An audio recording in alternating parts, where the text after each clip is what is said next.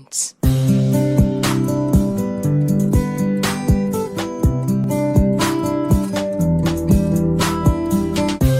Ngerega Claudette abasore bose usanga baba bashaka ikintu kimwe gusa kandi twese icyo kintu turakizi ni ibiryo.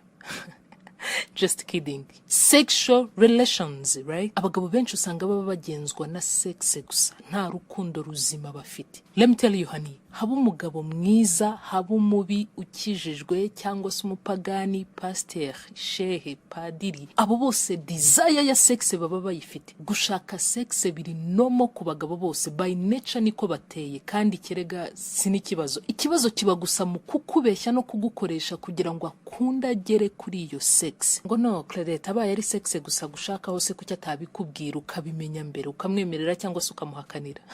Oh baby, abagabo ntabwo ari ibigori gerega. Utekereza ko aje akubwira ati yes, nkuguriye indabo, nzajya nguhamagara mu gitondo saa 6 nimugoroba, nzajya nguha gift, ndi kugukorera ibi byose kugira ngo unyihere sex gusa. Utekereza ko wayimuha koko? Bibaye bishoboka ko kubwiza ukuri ko ari sex gusa shaka ukayimuha, nta mugabo utakubwiza ukuri, kuko rega sometimes nabo kugira ngo bayigereho bibanza kubavuna. Kuko rero abagabo badashobora kuvugisha ukuri, niyo mpamvu ngiye kukubwira ibimenyetso 9 bikwereka ko umuhungu nta kinda gushaka uretse sex gusa. Bakobwa, badamu, ndashaka ko musobanukirwa iki kintu. Alright women, let's be real today. Ndaje gato.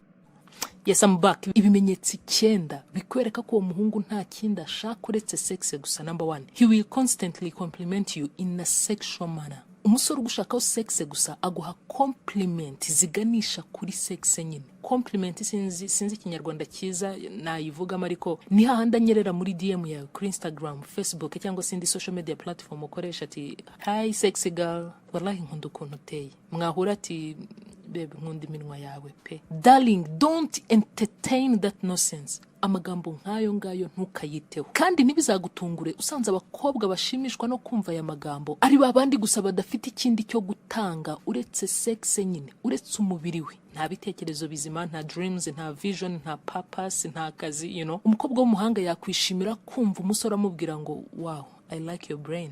Nkunze ukuntu utekereza kuruta kumubwira ngo nkunze ukuntu uteye. Unyumve neza darling, kuba umusore yakubwira kuri mwiza nta cyaha kirimo rwose, nta nkabaciye amabere, ariko niba inshuro nyinshi compliments aguha ari izo ku mubiri wawe gusa, utangira ubyibazeho.